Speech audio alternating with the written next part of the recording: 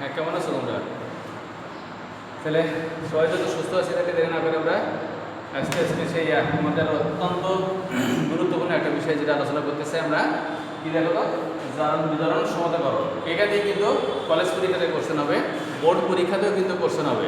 আর এটা কিন্তু শেখার জিনিস, বোঝার জিনিস, যে মুখস্থ করার জিনিসটা শিখলে বুঝলে আপনাদের মুখস্থ থাকবে বা হয়ে যাবে। তাহলে আমরা সবাই ক্লাসটা সিরিয়াসলি দেখবো, খুব মানে মজার, ভালো লাগবে দেখবে ক্লাসটা করে।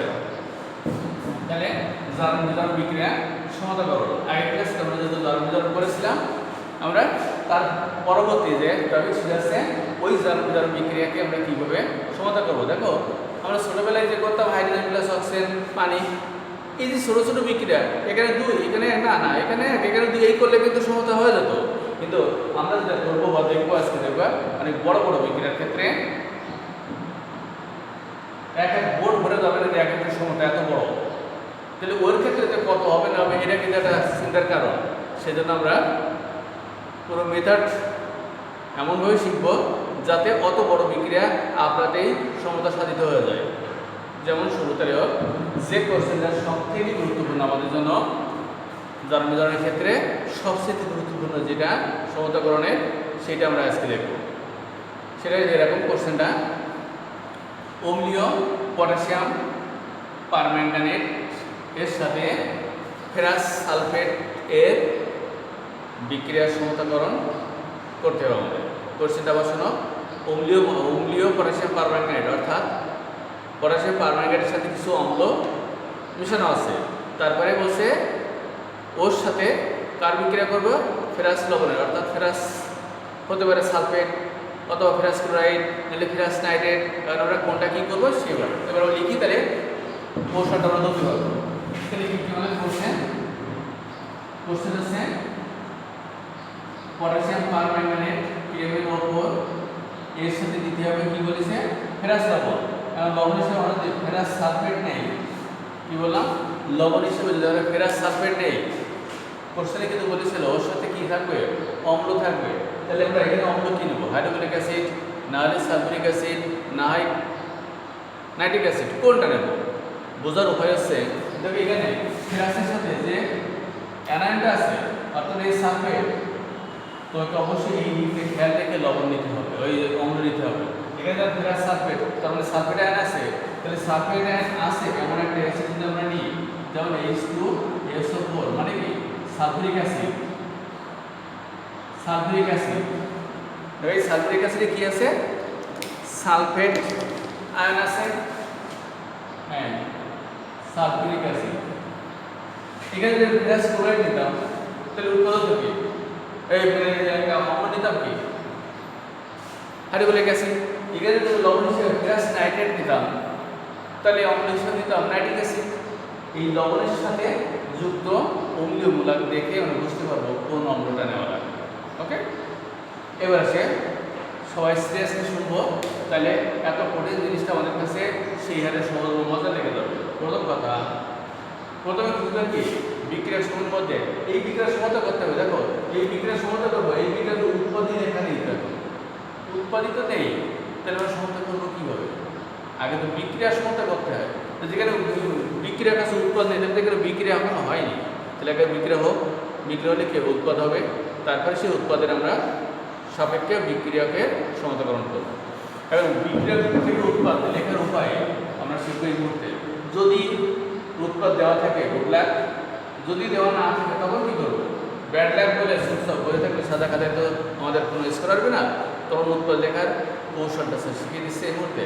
প্রথমে খুঁজবা যে প্রদত্ত রাসায়নিক বিক্রিয়ক সমূহের মধ্যে কোনো অম্ল আছে কিনা খুঁজি আমরা। এটা পটাশিয়াম পারম্যাঙ্গানেট অম্ল না, ফেরাস সালফেট অম্ল না, এই যে সালফিউরিক অ্যাসিড অম্ল। প্রথমে খুঁজবো কি বিক্রিয়ক সমূহের মধ্যে কোনো অম্ল আছে কিনা, আছে।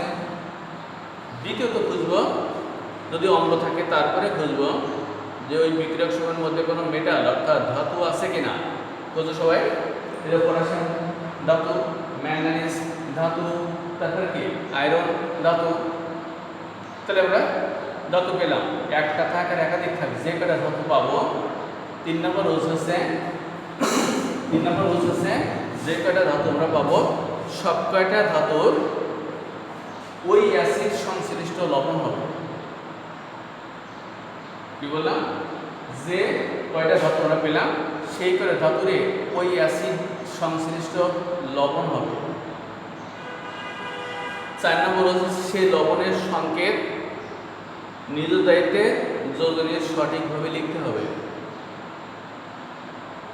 লাস্ট নিয়ম হচ্ছে বিক্রিয়াতে যদি অ্যাসিড থাকে তাহলে উৎপাদে অবশ্যই পানি তৈরি হবে। ঠিক আছে, বিক্রিয়া থেকে উৎপাদ লেখার কৌশল এভাবে কিন্তু বই খাতায় খুঁজেও পাওয়া যাবে না। স্যার যে সহজভাবে বলে দিচ্ছে কোনো বইতে কিন্তু এইভাবে তোমাকে লেখা নেই। এই জন্য আবারও শুনিয়ে ধারাবাহিকভাবে বলে দিচ্ছে। প্রথমে খুঁজবো বিক্রিয়ার সময়ের মধ্যে কোনো অ্যাসিড আছে কিনা, আছে। দ্বিতীয়ত খুঁজবো ওই বিক্রিয়ার সময়ের মধ্যে কোনো ধাতু আছে কিনা, এই যে পটাশিয়াম ধাতু, ম্যাঙ্গানিজ ধাতু, আয়রন ধাতু, যে কটা থাকে যদি ধাতু থাকে 3 নম্বর কাজ হবে সবকটা ধাতু ওই অ্যাসিডের লবণ হবে। 4 নম্বর কথা বলছিলাম সেই লবণ লেখার ক্ষেত্রে সংকেতে কার যোজনী কত, এই যোজনীটা অবশ্যই নিজ দায়িত্বে সতর্কতার সহিত সঠিক লিখতে হবে। শেষ নিয়ে বলছিলাম যদি বিক্রিয়াতে অ্যাসিড থাকে উৎপাদে অবশ্যই পানি হবে, তাই তো। এবার আমরা দেখি সংকেত ধরে লেখার চেষ্টা করি। তাহলে এখানে পটাশিয়াম আছে, তাহলে সালফেটের বিক্রিয়া করে তৈরি হবে কি এই পটাশিয়াম সালফেট। তারপরে ম্যাঙ্গানিজ আছে, তাহলে তৈরি হবে কি এই ম্যাঙ্গানিজ সালফেট। তারপরে কি আছে আয়রন আছে, এখানে আছে ফেরাস। তাহলে বিক্রিয়ার পরে তৈরি হবে কি ফেরিক, কারণ আমরা জানি আয়রন যদি 2 আর 3, তাহলে এখানে এই বিক্রিয়া যেহেতু 2 আছে তাহলে উৎপাদে কি হবে বিক্রিয়ার ফলে 3। আর যদি 3 থাকতো তাহলে কি হতো 2। তাইলে আমরা সংখ্যা লিখি এই যে ফেরিক সালফেট সংখ্যাকে এভাবে লিখতে দেবো ফেরিকের আয়রন যদি 3 তাহলে এর ঘরে বসবে, সালফেট যদি 2 তাহলে এর ঘরে বসবে। যোজনী সবসময় ক্রসিংয়ে বসে, যে আমারটা তোমার ঘরে তোমারটা আমার ঘরে, এইভাবে যোজনী বসে। তাহলে সব লবণ লেখা গেছে। এইবার লাস্টে কি বলেছিলাম বিক্রিয়া কিন্তু দিয়ে অ্যাসিড থাকে উৎপাদে অবশ্যই পানি হবে। এই যে পানি লিখলাম। এসে বিক্রিয়া কিন্তু উৎপাদ লেখার ক্রিয়া কৌশল যদি কারো কোনো প্রশ্ন থাকে ভিতরে করতে পারে। স্যার ওই ধারাবাহিক যে নিয়মগুলো বলে দিয়েছে ওইগুলো যদি কেউ আয়ত্তে রাখতে পারো তার জন্য উৎপাদ লেখা কোনো ব্যাপারই না, খুবই সহজ, খুবই মজা আসে। এবার কি এগুলো যদি এরকম দেওয়া না থাকে তাহলে লিখে দিলাম, সাধারণত দেওয়া থাকবে, মনে করে দেওয়া আছে। তাহলে এবার সমস্ত সত্য প্রথম কাজ হবে, একদম প্রথম কাজ হবে বিক্রিয়ার সকল পদার্থের জারণ সংখ্যা নির্ণয়। একদম 1 নম্বর কাজ হবে বিক্রিয়ার সকল পদার্থের জারণ সংখ্যা নির্ণয়। তাহলে জানি কি প্রত্যেকটা যৌগ বিক্রিয়ার প্রত্যেকটা যৌগ কিন্তু নিরপেক্ষ ফর্মে আছে। একটা যৌগ নিরপেক্ষ হতে গেলে আমরা জানি ওই যৌগের ভিতরে যে পরিমাণ ধনাত্মক চার্জ আছে ঠিক সমান পরিমাণ ঋণাত্মক চার্জ থাকে বিধায় সকল যৌগ চার্জ বা আধান নিরপেক্ষ থাকে। আমরা জানি পটাশিয়াম জারণ সংখ্যা কত বলো তো? হ্যাঁ ফাইন, +1, কারণ আমরা জানি পটাশিয়াম এর পারমাণবিক সংখ্যা কত 19, ওর কাছে যে স্টিরিওকেমিস্ট্রি আর্গন কত 18, তাহলে 19 থেকে যদি 18 থেকে আসতে হয় এটাকে অবশ্যই একটা ইলেকট্রন দান করতে হয় বহন, তাই না? তাহলে আমরা যদি ইলেকট্রন দান করলে প্লাস হয় এবং যে মৌল যত ইলেকট্রন দান করবে তার জারণ সংখ্যা তত প্লাস হবে। অন্যদিকে যে মৌল যত ইলেকট্রন গ্রহণ করবে তার জারণ সংখ্যা তত মাইনাস হবে। তাহলে যেহেতু পটাশিয়াম 19 থেকে 20 থেকে আর্গন আসতে একটা ইলেকট্রন ত্যাগ করে, তাইলে পটাশিয়ামের জারণ সংখ্যা +1। মজার কথা আগে বলে রাখছি, যেহেতু পুরো যৌগের নিরপেক্ষ তাহলে এইটুকু পটাশিয়াম যদি +1 হয় তাহলে বাকিটুকু নিশ্চিত -1। অর্থাৎ এই ম্যাঙ্গানেট আয়নের যৌগগুলো তাহলে ম্যাঙ্গানেট আয়নের জারণ সংখ্যা কত হবে -1, তাই তো? এবার দেখো এই সালফেট এটা যৌগ বলে কেউ অনেকে জানতে পারো সালফেট কিন্তু একটা যৌগমূলক। এই যৌগগুলোকে যোজনী 2 আর ও জারণ সংখ্যা -2, অর্থাৎ সেটা কেবল স্থির। পৃথিবীতে সালফেট আয়ন যার সাথে যৌগ ফর্মে থাকুক যেটাই থাকুক সর্বদাই মনে রাখবো সালফেট আয়নের জারণ সংখ্যা -2 এর অপরিবর্তনীয়, যেখানে থাক যার সাথে থাক -2।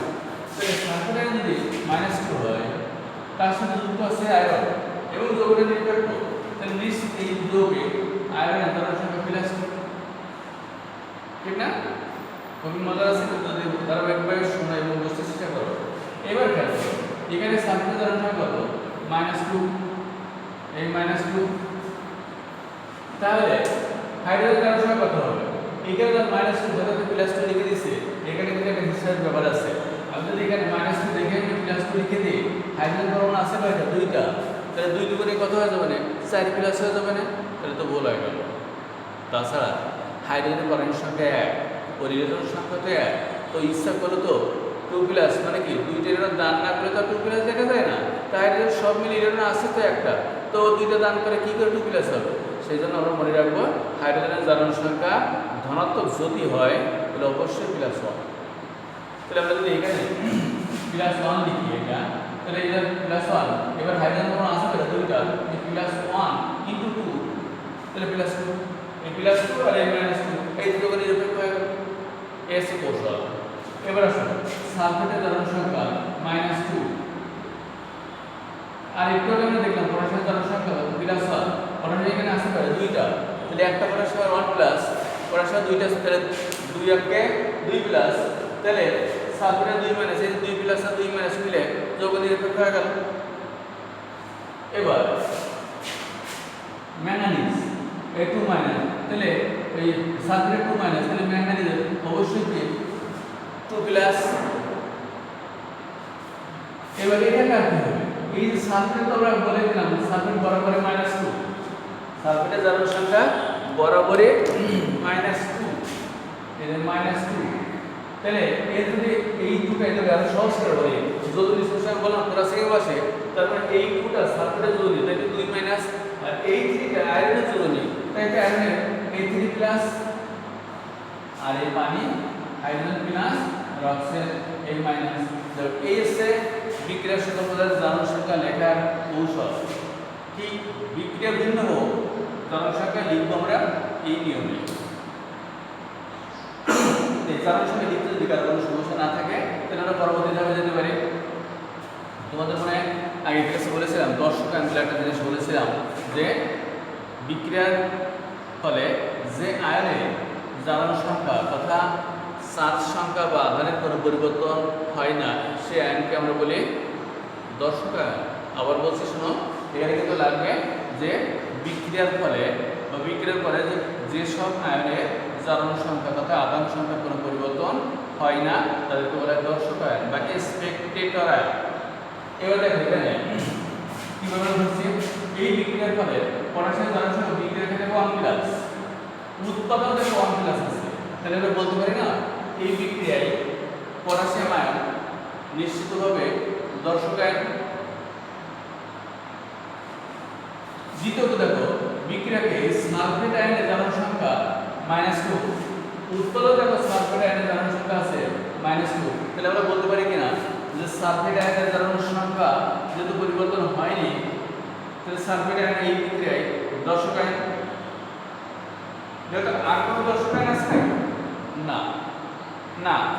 তাহলে এইবার 3 নম্বর কাজ, প্রথম কাজ করে জারণ সংখ্যা নির্ণয়, দ্বিতীয় কাজ হলো কি দর্শক আয়ন চিহ্নিত করো যে বিক্রিয়ায় কে কে দর্শক আয়ন আছে কি কি।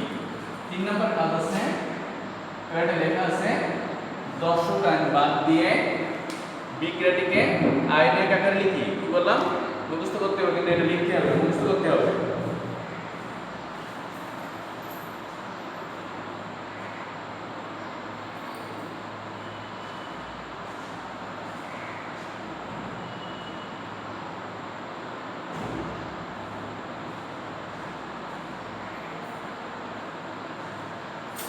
তাহলে কি বাংলা বললাম বলতো? এখানে আমরা লিখব যে এই দর্শক আয়ন বাদ দিয়ে বিক্রিয়াটিকে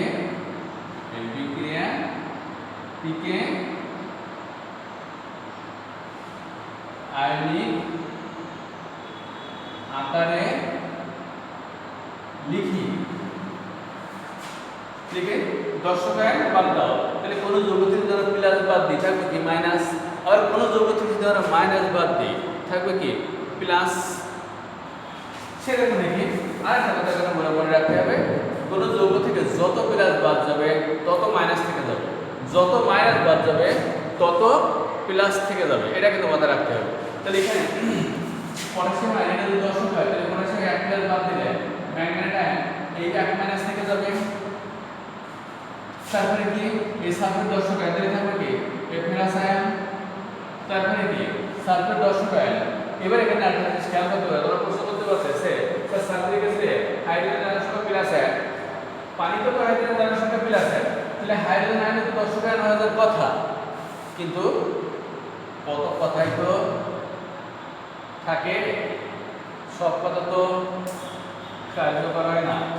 এই ক্ষেত্রে এই কথার একটা কাহিনী আছে, সেটা হচ্ছে আমি যদি এইটাকে এই অ্যাসিডের হাইড্রোজেন আয়নকে তথা প্রোডাক্টকে যদি দর্শক আয়ন বলে বিবেচনা করি, তার সাথে যুক্ত আয়ন সালফেট আয়ন অটোমেটিক দর্শক, এই আয়নটাকে যদি আমরা পানির সাথে দর্শক আয়ন বিবেচনা করি তাহলে দেখো এই পুরো সালফিউরিক অ্যাসিডটাই বাদ পড়ে যাচ্ছে দর্শক যৌগের উপরে। তাহলে আমরা বিক্রিয়ার যে তিনটা ছিল তার থেকে যদি আমরা প্রথমেই একটা বাদ দিই তাহলে পুরো বিক্রিয়াটা তো চেঞ্জ হয়ে যাচ্ছে।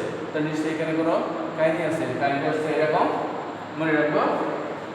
অতি গুরুত্বপূর্ণ একটা কথা বলছে, এই সমুদ্রকরণের ক্ষেত্রে পানির সাথে যখন আমরা প্রোটন কম্পেয়ার করব, অ্যাসিডের প্রোটন, ভালো করে শুনে, অ্যাসিডের প্রোটন কখনো দর্শক আয়ন বলে বিবেচিত হবে না।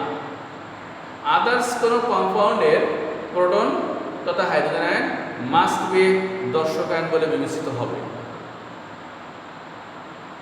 তাই যদি হয় তাহলে যদি সালফিউরিক অ্যাসিড একটা অ্যাসিড, তাই এই সালফিউরিক অ্যাসিডের প্রোটন দর্শক আয়ন হবে না। তাহলে আমরা লিখে দেবো কি এই যে হাইড্রোজেন আয়ন।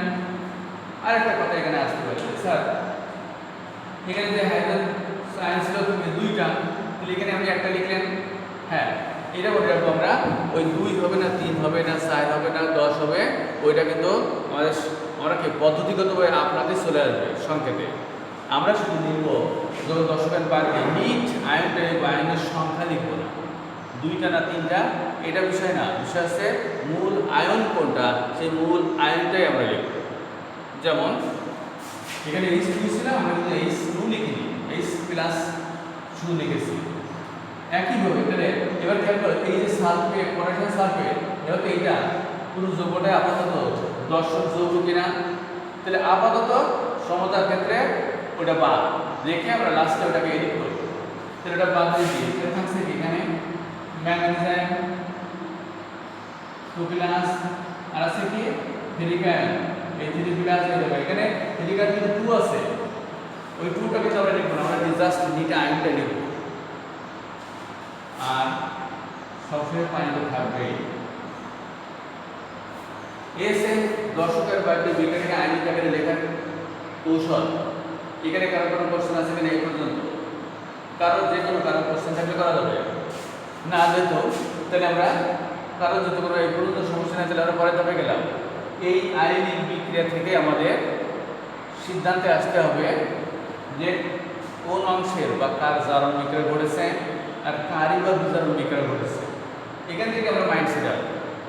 যেমন আমরা যদি একটা রাসায়নিক বিক্রিয়ায় জারণ ঘটে আর বিজারণ ঘটে, তাহলে দুইটা গণনা করছে, একটার মধ্যে দুইটা, তার মানে কি প্রত্যেকটা হাফ হাফ, তাহলে একটা হচ্ছে কি জারণ অর্ধ আর একটা হচ্ছে বিজারণ অর্ধ, ওইটাকে আমরা সিপারেট করে লিখবো। সেই লেখার কৌশল এখন আমরা দেখতে যাচ্ছি, কিন্তু এখান থেকে আগে আমাকে ডিসাইড করে নিতে হবে যে জারণ ঘটেছে কার আর বিজারণ ঘটেছে কার। যেমন দেখো এখানে এই যে ফেরাস আয়ন, এই ফেরাস আয়ন থেকে উৎপন্ন কিন্তু ফেরিক আয়নে পরিণত হয়েছে, তাহলে ফেরাস থেকে ফেরিকে 2+ থেকে 3+ পরিণত হতে কি করে লাগছে, একটা ইলেকট্রন আয়ন দান করে লেগেছে। তার আমরা জানি কি ইলেকট্রন মতবাদ আগের ক্লাসে আমরা দেখছিলাম কি যে বিক্রিয়া ইলেকট্রন ত্যাগ করে বা দান করে তাকে বলা হয় কি জারণ বিক্রিয়া। তাহলে আমরা এইটাকে এই ফেরাস আয়ন থেকে ফেরিক আয়নে পরিণত প্রক্রিয়াটাকে আমরা জারণ বিক্রিয়া তথা এই বিক্রিয়া পুরো বিক্রিয়ার সাপেক্ষে জারণ অর্ধ বিক্রিয়া বলতে পারি কিনা। তাহলে এবার আমরা কি লিখব, এখানে যেহেতু আমরা লিখতে পারি এখানে আমরা কি লিখব জারণ বিক্রিয়া। তাহলে কি লিখবে এখানে, এই যে ফেরাস আয়ন, এইটা থেকে তৈরি হচ্ছে কি এই ফেরিক আয়ন প্লাস এই একটা ইলেকট্রন, সাথে সাথে নাম্বার 1 ইকুয়েশন লাগবে কি লাগবে না সেটা বিয়োজন ইকুয়েশনে আমরা দিয়ে রাখবো যদি লাগে। এই জন্য আমরা পদ্ধতি করে করতে থাকবো। মজার কথা তোমরা জানো, যদি একটা রাসায়নিক বিক্রিয়ার জারণ আমরা সঠিকভাবে চিহ্নিত করতে পারি, তাহলে বিজারণ অর্ধ বিক্রিয়া তোমার চিহ্নিত না করলে বাকি অংশ আন্দাজে সঠিক হবে। যদি আন্দাজে লিখে দাও তাও সঠিক হবে, কারণ একটা বিক্রিয়ার জারণ আর বিজারণ একসাথে করে, জারণ যদি চিহ্নিত হয়ে গেছে বাকিটা নিশ্চিত বিজারণ। তারপরে আমরা দেখব, আমরা আন্দাজে লিখব, মানে কৌশলটা বললাম, কিন্তু আমরা বিক্রিয়াটা দেখবো, বুঝবো, শিখবো, তারপরে লিখবো। বিজারণ অর্ধ বিক্রিয়া, হ্যাঁ দেখো এখানে এই ম্যাগনেট আয়ন আমরা লিখি MnO4, এই ম্যাগনেট আয়ন এর যদি জারণ করেছে তাহলে দেখি ম্যাগনেট আয়নে বলো তো, ম্যাগনেট আয়নে শিখাইছিলাম তো জারণ সংখ্যা নির্ণয় কিভাবে। ম্যাগনেট আয়নে ম্যাগনেট জারণ সংখ্যা কত, +7, কারণ ভালোই তো মনে আছে যে ম্যাগনেট আয়নে ম্যাগনেট জারণ সংখ্যা +7। তারপরে আমি সবাই ওদের আবারও বলছি কিভাবে নির্ণয় করেছিলাম। আমরা বলছিলাম কোনো আয়নের কারো যদি জারণ সংখ্যা নির্ণয় করতে হয় তাহলে ওই আয়নের চার্জটা আধানটা দেখবো না প্রথমে, তাহলে 1 মানে দেখবো না। তাহলে কি একটা অক্সিজেনের কত, আমরা নরমালি কত জানি -2, এখানে অক্সিজেন আছে 4টা, 4 দিন 8 মাইনাস, এবারে -1 দেখবো এবং বিয়োগ করবো। তাহলে -8 থেকে -1 বিয়োগ করলে থাকছে কত, -7, তাইতে ম্যাগনেটিক +7। ওদের মনে আছে, সবাইকে ধন্যবাদ। তাহলে এই +7 এইটা থেকে দেখো তো উৎপাদে কি তৈরি হয়েছে, Mn2+ হয়েছে কিনা। তাহলে ম্যাগনেটিক 7+ থেকে 2+ এ পরিণত হতে তাহলে কি করেছে, 5টি ইলেকট্রন গ্রহণ করেছে। সুন্দর, 5টি ইলেকট্রন গ্রহণ করেছে। আর আমরা জানি কি ইলেকট্রন গ্রহণ করলে তাকে কি বিক্রিয়া বলা হয়, বিজারণ বিক্রিয়া। সুতরাং এটাকে আমরা যে বিজারণ বিক্রিয়া লিখছি, ঠিক আছে। তাহলে আমরা 7+ থেকে 2+ এ পরিণত হতে তাহলে ম্যাগনেটিক আয়নকে 5টি ইলেকট্রন গ্রহণ করা গেছে। ওকে, এবার দেখা একটা জিনিস, আরেকটা গুরুত্বপূর্ণ তথ্য বলে, কোন রাসায়নিক বিক্রিয়ায় যদি পানি থেকে থাকে বা উৎপন্ন হয় তাহলে মনে রাখবো ওই পানি সর্বদাই বিজারণ অর্ধ বিক্রিয়ায় উৎপন্ন হবে। অর্থাৎ এই যে পানিটা কখনো জারণ অর্ধ বিক্রিয়ায় উৎপন্ন হয় না। যদি পানি থাকে মনে রাখবো বিজারণ অর্ধ বিক্রিয়ায় পানি উৎপন্ন হবে। যদি তাই হয় তাহলে এই পানি আমি লিখি, তাহলে বুঝতে সহজ হবে। দেখো তো পানির সঙ্গে থেকে কি দেওয়া করা যায়, হাইড্রোজেন পরমাণু যদি 2টা হয়, অক্সিজেন পরমাণু একটা, এই যে পানির সঙ্গে থেকে আমরা বলতে পারি কিনা অক্সিজেন পরমাণু একটা, হাইড্রোজেন পরমাণু 2টা, তাই না। এটা তার মানে এখানে যে মেসেজটা আমরা বলতে চাচ্ছি, অক্সিজেন পরমাণু যতটি হাইড্রোজেন পরমাণু হবে তার দ্বিগুণ, মানে ডাবল। এবার এখানে খেয়াল করি, এখানে অক্সিজেন পরমাণু কয়টা আছে, 4টা। এবার দেখো তো এই অ্যাসিডের পরমাণু অপেক্ষা করতেছে, তাহলে অক্সিজেন একটার জন্য যদি হাইড্রোজেন পরমাণু 2টা লাগে, তাহলে অক্সিজেন পরমাণু এখানে 4টা, তাহলে হাইড্রোজেন আর এখানে কয়টা লাগবে, দ্বিগুণ, মানে 8টা। তাই তো আমরা এখানে প্রোটন লিখব 8টা। অর্থাৎ সহজ করে কি, অক্সিজেন পরমাণু যেগুলো থাকবে প্রোটন লিখব তার দ্বিগুণ বা ডাবল। এবার পানি হবে কয়টা, মনে রাখবো অক্সিজেন পরমাণু যেগুলো থাকবে পানি হবে সেই কয় অণু। এখানে 4টা অক্সিজেন, এখানে 4। এটা 2 নম্বর সমীকরণ। দেখো এই পর্যন্ত কারো কোনো কোশ্চেন আছে কিনা, কারো কোনো কোশ্চেন আছে কিনা, নাই। তাহলে আমরা পরবর্তী ধাপে যাই। এখানে দেখো আমরা জানি কি দান বিক্রিয়ায় দান হয়, যে বিজারণ বিক্রিয়া গ্রহণ করে, এখানে দান করেছে একটা, অথচ মজার ব্যাপার গ্রহণ করেছে 5টি। এটা কি করে বসে, এটা সম্ভব না। যত দান তত গ্রহণ, যত গ্রহণ তত দান, এটা সে হতেই হবে। এখানে একটা দান করলে 5টা গ্রহণ, এটা অসম্ভব। অথচ যৌক্তিকভাবে বাস্তবে কিন্তু ঠিক আছে, তাহলে আমাদের ব্যালেন্স করতে হবে। একটা ব্যালেন্স আর একটা দান করছে, তাহলে এর যেহেতু ম্যাগনেটিক আয়নে ম্যাগনেটিক 5টা গ্রহণ করছেই বা করতেই হবে, তাহলে কি করা লাগবে যে তাহলে আমরা যদি ইলেকট্রন সমান করতে চাই, তাহলে কি করা লাগবে যে 1 নম্বর সমীকরণটাকে দেখো আমরা যদি 5 দ্বারা গুণ করে দিই তাহলে ইলেকট্রন 5টা হয়ে যাচ্ছে। তার মানে সহজ করে বলি, জারণ আর বিজারণ অর্ধ বিক্রিয়া যদি ইলেকট্রন দান আর গ্রহণ যদি অসমান হয়ে যায়, তখন আমরা কি করব, সমান করার জন্য জারণের ইলেকট্রন সংখ্যা দিয়ে বিজারণকে আর বিজারণ ইলেকট্রন সংখ্যা দিয়ে জারণকে গুণ করে দেবো, দিলে দেখো কি পুরো বিক্রিয়ায় জারণ অর্থে বিজারণ অর্থে ইলেকট্রন সমান হয়ে গেছে। ফলে কি হবে, তাহলে আমরা যোগ করলে এই যে হয়ে যাবে। তাহলে কি আছে যে তাহলে আমরা এখন কি করতে পারি, সমীকরণ 1 কে যদি 5 দ্বারা গুণ করি, সমীকরণ 1 কে যদি 5 দ্বারা গুণ করি,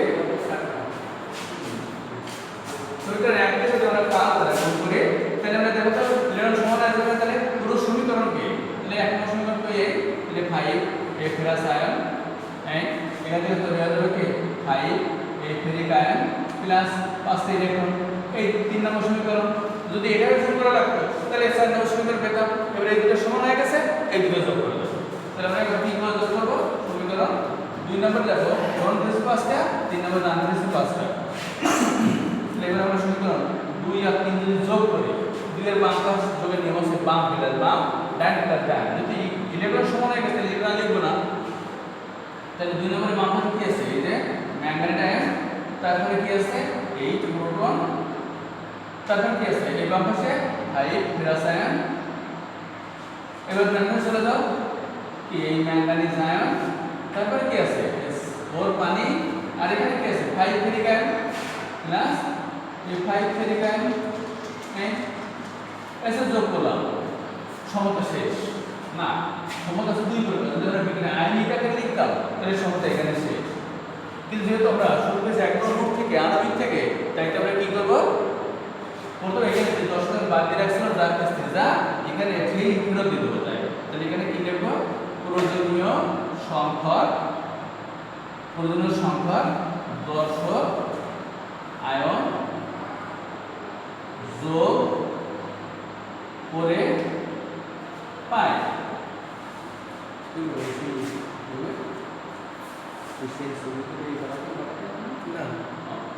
প্রয়োজনীয় সংখ্যা দর্শক আয়ন যোগ করে পাই। তাহলে দেখো এইটা দেখবো আর উপর দিকে তাকাবো। তাহলে ম্যাঙ্গানেট আয়নের সাথে কি ছিল, পটাশিয়াম। তাহলে এই দিকে দিলাম পটাশিয়াম, পেপার ম্যাঙ্গানেট, এখানে এক মাইনাস এক প্লাস, তারপর 8 প্রোটন। এই প্রোটনটা আসলে কি থেকে, দেখো এই সালফিউরিক অ্যাসিড থেকে। এজন্য আগের সংকেত লিখে নেব সালফিউরিক অ্যাসিড। এই সংকেতে দেখো পুরো দুইটা লেখা পড়ে গেছে, আছে 8টা, তাহলে লাগবে করে আছে একটা। এবার আসো ফেরাস আয়ন কি থেকে আসছিল, ফেরাস সালফেট থেকে। এই ফেরাস সালফেট লিখলাম, এই ফেরাস সালফেট লিখলাম, দেখে এখানে ফেরাস আয়ন কয়টা আছে, 5টা। এখানে লিখছি কয়টা, একটা। তাহলে এবার এখানে 5 লিখে দেবো। এদিকে কি আছে, ম্যাঙ্গানিজ আসছিল, কি ম্যাঙ্গানিজ আসছিল ম্যাঙ্গানিজ সালফেট থেকে, এই যে। তারপরে এই সালফারিন, তারপরে কি এইটা ফেরিক সালফেট, এই যে দেখো ফেরিক সালফেট। এইটা লাগে সংকেত দেখো Fe2SO4 A3। এবার দেখো আয়রনিক আর ফেরিক আয়ন আছে 5টা, আমার লেখা পড়েছে 2টা। তাহলে 2 এর সাথে কত গুণ করলে আমরা 5 পাবো, 5/2 মানে আড়াই। তাহলে এবার ব্যালেন্স ঠিক থাকলো। এবার যোগ করা হয়ে গেছে। সর্বশেষে আমরা এই 10 যোগটা বাদ দিয়ে রাখছিলাম, এটা যোগ করে দাও, অর্থাৎ এই পটাশিয়াম সালফেট। এবার একটু যোগ করলাম, আমাদের সমতা শেষ। এখানে বিক্রিয়াকে তো পটাশিয়াম আছে একটা, কিন্তু উৎপাদন আছে কয়টা, 2টা। তা তো হতে পারে না। তাহলে এর কে তো হাফ দেওয়া যাবে না। তাহলে এখানে আমরা যদি হাফ দিই তাহলে আমাদের সমতা কমপ্লিট হয়ে যাবে।